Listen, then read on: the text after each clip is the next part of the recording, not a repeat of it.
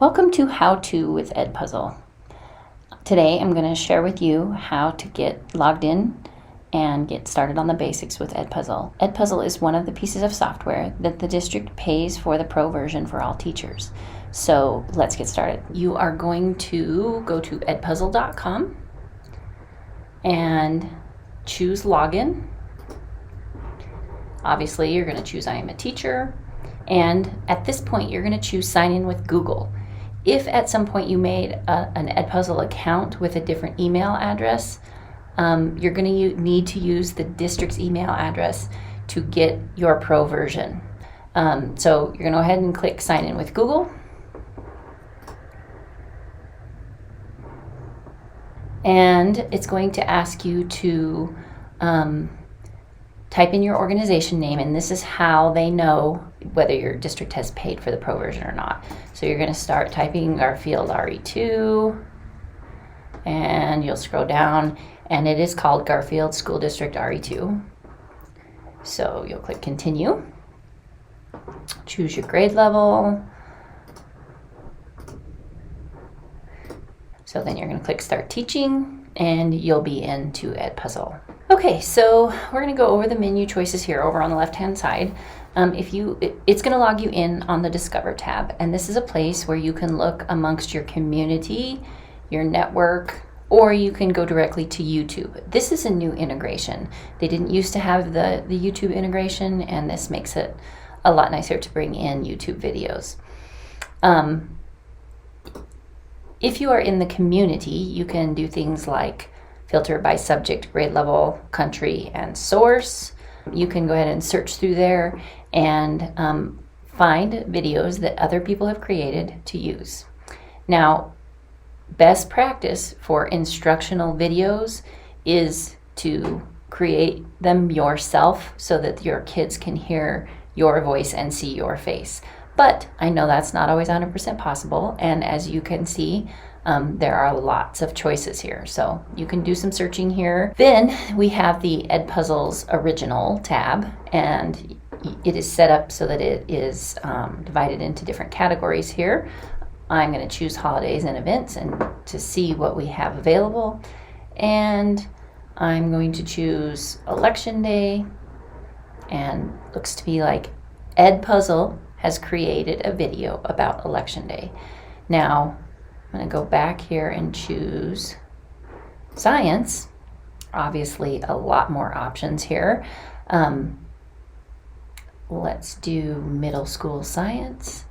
And here are your choices. All of these videos have been created by the company EdPuzzle. Then you have My Content, and when you click on My Content, this is going to show you everything that you have created and that you're using with your classes. Obviously there's nothing in here right now, but we are going to create one together here in a minute. And then you have My Network, and this is a place where you can go to find all of the schools in the district and share with other teachers. And then you have My Classes, and you can see right now that there are no classes there. We are going to click the plus, and obviously you're going to choose Google Classroom to integrate your classes. This is going to be the most efficient way to get your students into the videos that you create in EdPuzzle. Okay, so then you are going to, once you click Google Classroom, you are going to see a list of all of the classes that you have in Google Classroom, and you're just going to put a check mark next to the ones that you want to integrate with EdPuzzle. You can do them all, or you can do just a couple if you only have a couple of classes that you'll be using it with. So here is my class. It's over here, and you can see it now. You'll see that there are no assignments yet, but we are going to create one. I have my student Minnie Mouse in here, and then this will be the gradebook tab. I need to create an assignment for literary devices. Okay, so I can either go to the Discovery tab and choose Literary Devices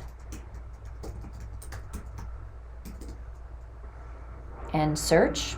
I can search the EdPuzzle community. I can search YouTube. I can also go back over here to EdPuzzle Originals and look under ELA and choose literary devices. So there are lots of places where you can find videos that are already made. Now, like I said before, the best practice when you're doing instructional videos for your students is for them to hear your voice and see your face. So using these videos is not necessarily a bad thing. You can do voiceover on some content.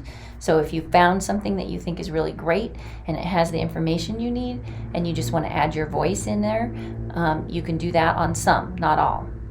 It's against the terms of service with YouTube to do that, so it doesn't allow you to do it with YouTube videos. So I am going to go ahead and pick something that's already created for the time's sake. Okay, and I am going to choose this one about hyperbole. Okay, now you can see that once it opens the video, remember this is a video that's created by EdPuzzle. So you can see these little teardrops down here at the bottom. This is how it is indicated that there is a question at that spot, and if you click on it, it will give you the information that it's talking about in the video, takes you to that section of the video, and then it gives you the question that is asked at that point in the video. So let's just play this example here real quick.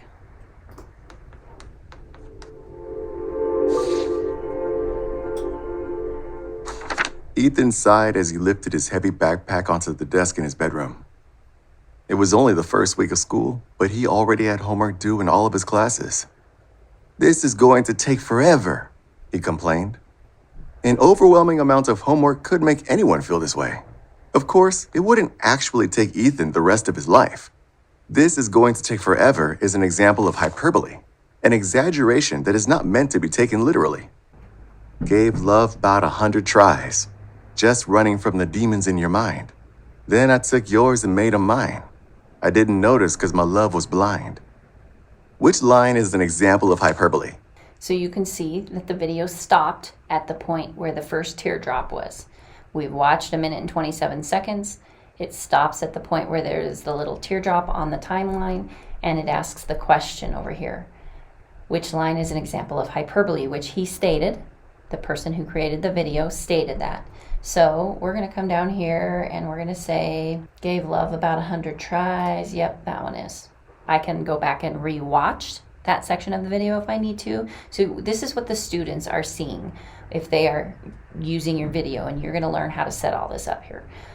You can skip, which this right here is something you can turn off so that they cannot go past a question unless you allow them to. They either have to answer the question, or you can turn that off and they will be allowed to hit skip. So I'm going to submit my question, and now notice, look at this. It's giving them immediate feedback. I got the question right. I got 100 out of 100 points. Obviously, this is all adjustable. Okay, so let's stick with hyperbole, and I'm going to choose this video right here. Select it in the little checkbox, and you are going to copy the video to your content, okay? And if you click on my content now, you can see that literary devices video that I chose is now under my content. Now, if I put a checkbox in the box again, I can click edit, and now I will be able to edit the questions and the rest of the video. So if you want to trim off some pieces of the video, you've got these little handles right here. It's a real basic, simple way to trim the beginning or the end. It is not a way to cut things out of the middle. So if you have something with an intro that you don't want, you can real easily trim off the beginning of it or the end of it. Okay, so this is how you do any trimming or cutting. That's under the Cut tab. Now remember when I said earlier there are some videos that you can do voiceover and others you cannot. Notice here voiceover is blocked on this video because it is created and put up on YouTube by the owner of the video. So it is blocked. But we can go to questions and we can still use this video and add our own questions to it. So let's say I want to add a video right here at 41 seconds. I am going to click multiple choice question, and I'm going to type my question in here. Okay, so you're going to choose at that point which one is the correct answer, and you can add other answers. You don't have to leave it with just two. So this is the correct answer, so I'm going to click the little green check mark, and that will make it so that when it's auto-graded, it knows which question is the correct question. So you're going to click Save, and you'll notice that it added one of those little teardrops right here in that spot at 41 seconds when I asked the question. Tells you what type of question it is and what the question is up under here as a summary. All right, so let's say I want to at 3 minutes and 30 seconds, and I want it to be an open-ended question, or I want to add a note for my students. You can add an audio note or a written comment just to bring their attention to something. It doesn't have to be a question. But here is how you can do an open-ended question, and you would type your question in right here. You can turn on and off whether you want to allow audio responses from the students. This would be a great way to accommodate for students who have difficulty with writing or typing. So you could turn on the audio responses, and then you're going to hit Save, and it will add another teardrop down here at the bottom. This is the basics of how to get a EdPuzzle video created for your class. So we're going to click Finish here, and we're going to go back to my content, and notice when I put a check mark in here, I can do multiple things here. One of those things is to assign it. So I'm going to click Assign and choose which class I want that assignment to go to and when I want the assignment to be available.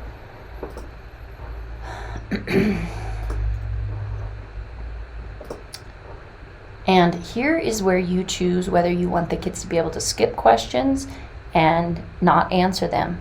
So if you have this turned on, it keeps the students from being able to make it look like they watched it without answering the questions. They can just skip through it like I did a couple of times when I was moving through that video.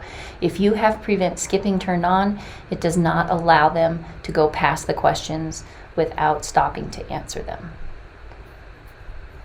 You can turn on and off closed captions. This is a great accommodation for your special ed students or your ELL students. And now we can also post it on Google Classroom, and that's what we want to do. So you're going to click Assign, and notice here, after I finished clicking Assign, it brought me to the screen where I can see my students, and Minnie Mouse is my only student in my class right now, but you can see that she has not watched it yet, 0% watched. Let's say that Minnie Mouse started on her homework on the bus to the softball game, but she didn't get completely done.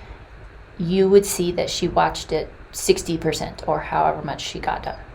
This is what her grade will be listed here, and then when the student last watched it and when they turned it in. If you come over here under My Classes and you click on the class that you're wanting to view, it will, now that there is an assignment and there's a student, you can see that the students will be listed here on the left hand side, and the assignments will be listed over here going across the top. And remember, it is auto graded, so this is where you will see the points added up here.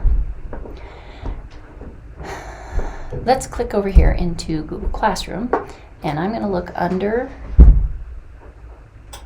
classwork, and you can see that my EdPuzzle video right here about literary devices is assigned in Google Classroom.